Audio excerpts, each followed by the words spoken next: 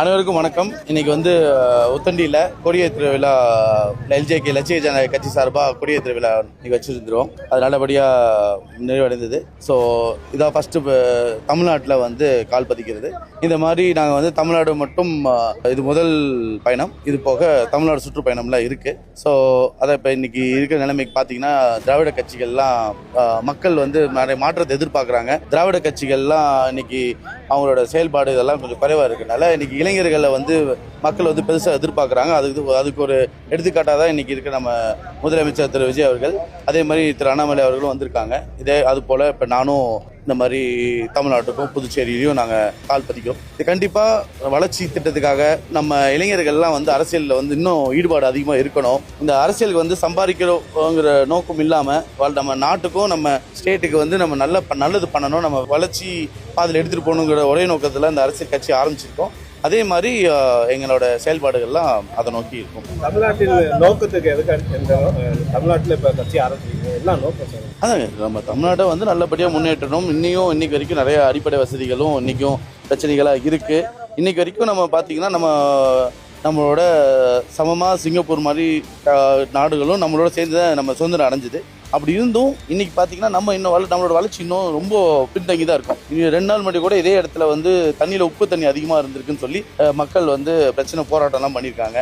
இதே மாதிரி பார்த்தீங்கன்னா பாலியல் வன்கொடுமை இன்னைக்கு வரைக்கும் அது ஒரு தீர்வான டெய்லியும் பார்த்தீங்கன்னா 3 பேர் ஒரே நாளில் பார்த்தா 5 கேஸ்லாம் ஃபைல் ரெஜிஸ்டர் ஆகுது. 3 to 5 கேஸில் ரெஜிஸ்டர் ஆகுறாங்க. ஸோ இதெல்லாம் கண்டிப்பாக எராடிகேட் பண்ணணும், ஸ்ட்ராங் ஆக்ஷன்ஸ் எடுக்கணும். இதெல்லாம் வலியுறுத்தி தான் நம்மளும் ஒரு நல்ல ஒரு செழிப்பமான நாடு.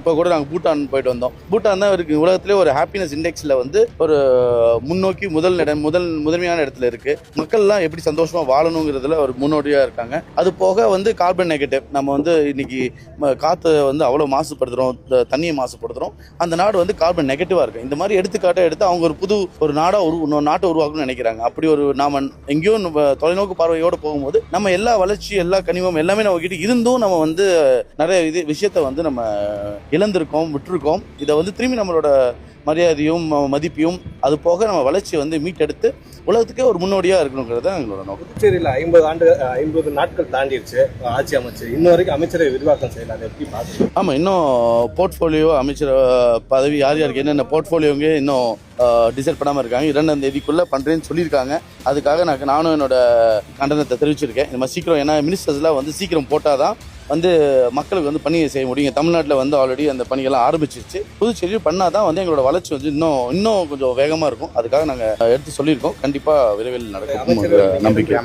இல்லை. நான் தான் இந்த வாட்டி அதனாலே கொஞ்சம் தாமதம் ஆச்சுன்னு சொன்னாங்க. அது இந்த வாட்டி நான் என்னை விட்டுட்டு பண்ணுறதுனால கூட பண்ணுங்கன்னு சொல்லி நான் ஆல்ரெடி அறிக்கை கொடுத்துட்டேன். ஸோ நம்ம இருக்கோ இல்லையோ நம்ம வடக்கு பணியை ஆரம்பிச்சிருந்தாங்க. தமிழ்நாட்டில் ஆல்ரெடி மாற்றம்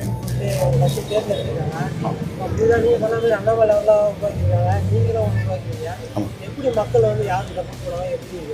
இல்லை, மக்கள் யார் நல்லது பண்ண வராங்களோ கண்டிப்பாக எல்லாரும் சப்போர்ட் பண்ணுவாங்க. அதாவது திராவிடம்ங்கிறது இன்னைக்கு அழிஞ்சிட்டு வருது. இன்னைக்கு நான் எப்படி அந்த காலத்தில் சொன்ன நோக்கியா ஃபோன் இருந்தது, இன்னைக்கு சாம்சங் ஃபோன் வந்திருக்கு, ஐஃபோன் வந்த மாதிரி இன்னைக்கு காலங்கள் மாறுது, காட்சிகள் மாறுறதுனால மக்களும் அதுக்கேற்ற மாதிரி மாறிட்டு இருக்காங்க. இதுக்கு முன்னாடி திராவிட கட்சிகள் அந்த அளவுக்கு ஒரு பெரிய செயல்பாடு இல்லாதனால தான் இன்னைக்கு புது கட்சி இன்னைக்கு தாவேகாக்கெல்லாம் இவ்வளோ ஆதரவு தெரிவிச்சிருக்காங்க. இன்னைக்கு நிறையா எம்எல்ஏ அமைச்சர்கள் நம்ம பிரபலமாக இல்லைன்னா கூட மக்கள் ஏன் அவங்கள தேர்ந்தெடுத்திருக்காங்கன்னா கண்டிப்பாக இந்த வாட்டி ஒரு இளைஞர்கள்லாம் அரசியலுக்கு வரணும்னு சொல்லி ஒரு ஆசையில தான் மக்கள் தேர்ந்தெடுத்திருக்காங்க. அதுக்கேற்ற மாதிரி வேலைகள் நடந்துருக்கு, சில நல்ல விஷயங்கள் நடந்துட்டு இருக்கு, சில தவறான ஏன்னா 40 நாள் நம்ம எதுவும் குற்றம் சொல்ல முடியாது. அப்படி இருந்தாலும் இந்த பெண்கள் விஷயமா இருக்கட்டும், பாதுகாப்பு விஷயத்துல இன்னும் கொஞ்சம் நடவடிக்கைகள் கொஞ்சம் ஸ்ட்ரிக்டா இருக்கணும், கொஞ்சம் ஸ்ட்ராங்கா இருக்கணுங்கிறது வேண்டுகோள். அதனால இப்போ புது கட்சிகளை கண்டிப்பாக மக்கள் ஆதரிப்பாங்க. இந்த திராவிட கட்சிகளுக்கு ஒரு முடிவு வருதுனால இந்த மாதிரி இளைஞர்களுக்கெல்லாம் வாய்ப்பு அதிகமாக இருக்கனால நாங்கள் முன் வரோம். அதான் இப்போ தான் நாங்கள் ஆரம்பிச்சிருக்கோம். புதுச்சேரியில் ஆரம்பித்து இப்போ நம்ம அங்கேருந்து இப்போ நான் என்னோட தொகுதியிலேருந்து ஜெயிச்சு கூட்டணியிலேருந்து வந்திருக்கோம். அடுத்தது நம்ம என்ன எப்படிங்கிறத பேசிகிட்டு இருக்கோம். கண்டிப்பாக மக்களோட ஆதரவு நீங்கள் பார்க்குறீங்க. நம்ம இது பிளான்ட் ஒரு ஈவெண்ட் இல்லை, இது யதார்த்தமாக நம்ம இன்றைக்கி கொடியேற்றுற விதம் தான். அப்படி இருந்தாலும் மக்கள் இவ்வளோ ஆதரவு தெரிவிக்கிறாங்க. கண்டிப்பாக மக்களுக்கு ஏதாவது நம்ம வாழ்க்கை முன்னேறாதா, நம்ம இன்னும் ஒரு மற்ற மாநிலங்கள் மாதிரி நம்மளும் வளர்ச்சி அடையாத ஒரு இதில் இருக்காங்க. கண்டிப்பாக என்னோட சப்போர்ட் எங்கெல்லாம் இருக்கும், கண்டிப்பாக பண்ணி செய்வோம், கண்டிப்பாக கொடுக்கப்படும்.